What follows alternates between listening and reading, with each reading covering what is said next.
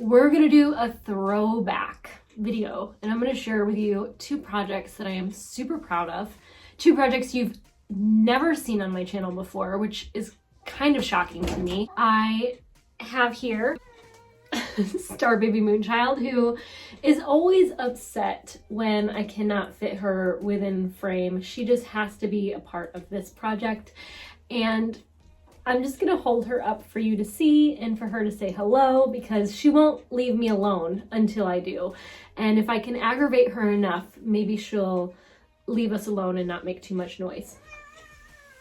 In this video, I want to share with you two crochet ponchos. Now, stop, don't leave. Please don't click off the video yet. I know crochet is a controversial topic here in the knitting community, but it is where I came from. And I know a lot of you might not know that. You might know me from my channel here where I talk about spinning yarn and knitting. I really love to spin yarn from raw fleeces and knit them into finished garments like the one I'm wearing today. But in this video, I want to give a little shout out to the craft of crochet, because it is what started me here on this fiber journey. A little bit about me. When I was in high school, I tried to teach myself to knit from a book, and I was making the mistake of knitting into the back loop. And so all of my knit stitches were twisted. I was a very tight knitter. I was completely discouraged by how tedious it all seemed. I don't even know if YouTube existed back then. It certainly wasn't a platform I thought to turn to at the time. Sometime between the year 2000 and 2004, I made that attempt to start knitting. And again, I was referencing photographs in a book, so somehow I misinterpreted it and had a really hard time. And then years later in college, I found on Flickr this amazing crocheter, and she was so inspirational in the colors that she chose and the combinations of colors. I got obsessed with crochet. I developed the skill of crocheting by making a giant granny square afghan using Vanna White's acrylic line of yarn through Lion brand that I got at Joann's or Michael's. Once you know how to do a few stitches in crochet, the world is your oyster, and I decided I wanted to make myself garments. So I made myself a total of 3 ponchos. One of them I sold on Etsy for about $75 many years ago, so I have nothing but maybe a photograph to share with you here in this video.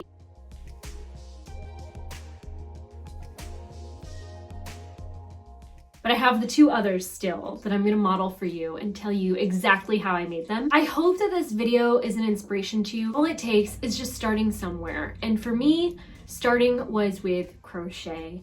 I found it so much less frustrating to notice my mistakes and rip back and start again by just picking up that one loop. When you're knitting, it is so intimidating to have to rip back and pick up all of your stitches again. And I think the simplicity of correcting crochet mistakes is what kept me going and what furthered my journey along this path of fiber. Like I said, when I started crocheting, I was buying yarn from those big box stores. And I later found Webs, which is yarn.com, and discovered the glorious nature of Cascade 220. And I loved the amount of colors that it came in. Looking back, yarn.com completely changed my life because it opened me up to the world of wool, and it offered a color palette that big box stores weren't giving me. Yarn.com really started it all for me, and that's where I picked up my first skeins of Cascade 220. I also have here this alpaca and wool blend. It's 50-50, and this is the yarn that I used to construct my very first poncho. Talk about drama. This poncho has it all. As you can see, the color choices are very dramatic. This is that alpaca wool blend, so it is very soft. It is ultra warm. And this is a garment that I made sometime in the year 2010. I think I have the exact date on Ravelry. It's very retro. I love the vibe. It has this huge hood that's very dramatic and ultra witchy. I can't share with you the exact number of stitches, but I did use a J-hook, and essentially what I did was crocheted a chain and joined that chain in the round. I divided that round up by 4, so you want a number of chains that's divisible by 4, so I had 4 equal sides, and chose those 4 corners to increase. I used the half double crochet in American terms, so that might mean something else where you are from, but in America, we call it the half double crochet. And I half double crocheted into each stitch, except at the corners where I did 4 half double crochets to increase and create that square shape. So I was basically crocheting a giant square with a big hole in the center to fit over my head.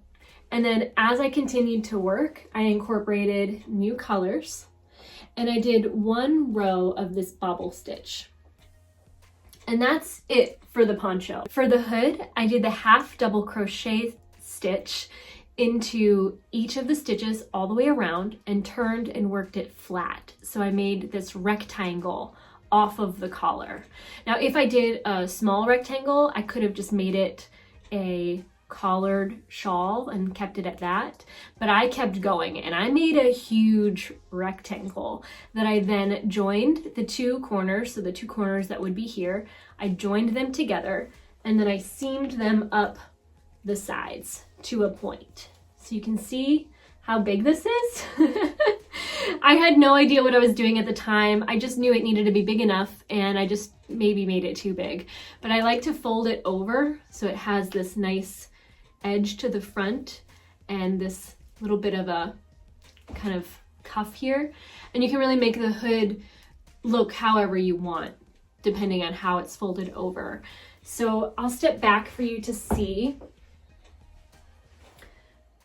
I had a different camera angle earlier, but I felt like this one was a little bit more natural. I'm really trying, I don't know. This is the first garment I've ever made, and I am incredibly proud of it, and I cannot believe I've never even shared it with you. I think that that really does say a lot about the recognition of crochet in the fiber world and how little respect it can be given among knitters and the, you know, ultimate zeitgeist of this fiber craft. Crochet is accessible and it can be done in so many different ways. A lot of knitters, I think, are probably overwhelmed at the potential of crochet, and I think that's why it's easy to turn away from it. But crochet can be amazing and it's liberating. If you're not yet a knitter or even a crocheter, it can be such a great access point to the fiber world. I know that when I was learning, I was so overwhelmed by learning to knit, I quit.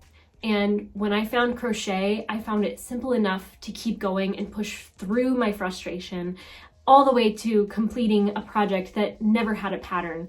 And so it's really crochet that I have to thank for being here today on my YouTube channel. And I want to give it the recognition it deserves. I feel embarrassed that I never had before. And I want to share with you these remarkable garments that I've never even shown to the light of day. And I'm really proud of them now. I was proud of them then, but at the time of making this, I remember I was working at a mall in Annapolis and I wore my garment. I was so happy with it. I was so proud of it. And I wore it outside of the home and I had so many people looking at me funny that I felt embarrassed. And I wasn't strong enough in myself then to forget the haters and push forward with what I liked, regardless of how other people felt. And I am excited to re-embrace this now and wear it when I feel like it and to keep it out in my house so that I have it accessible whenever I want. I'm gonna probably leave this thrown over a chair like it were an Afghan so that it's visible, and if I want to wear it, I have it out to wear. I've been keeping these in storage for over 10 years, which does keep them in good shape. I do have, as you know, many cats. I have 3 cats and a dog. So these are in good condition considering, and I'm really excited to share the next one with you. So I'm gonna take this one off and pull the other one on. This poncho has a little bit more of an open neckline. It's worked exactly the same way. I chained stitches, I increased at 4 corners, I made a square, and then I incorporated this wonderful motif here. So to work this motif, I continued the half double crochet stitch into each previous stitch, and I paused between 2 half double crochets and made a long chain. And then I continued forward. And when I switched colors, I would work a single row of half double crochet flat, and then I would repeat that same motif in the same place that I had previously done so in the former color. So then when I have 2 floppy strange chains, the first one I twisted so it closed the gap. If it were not twisted, it would be very open like that. But I twisted it, and then I inserted the next loop into that one. And I continued that forward until I got to the end. And then here, on the last round where I was done with the loops, I simply crocheted the half double crochet into the previous row, but I also hooked the loop within it so that it would close it off and connect it to the fabric. So that's how I made that there. And I love this. I happen to have literally just discovered the best way to wear this poncho. You might notice that this one's a little different because I added tassels and I actually closed the wrists together so that it would fit a little bit more like a sweater and less like a blanket. And I almost regret doing that because I think that this poncho looks a lot better worn like a square than the triangle. I feel like this looks much neater with that flat across here, and with the neckline being more open, I think it looks nicer across the front for it to sit lower like that. If I'm gonna wear this poncho, I'll probably wear it this way because it just seems to, the tassels kind of are less in the way.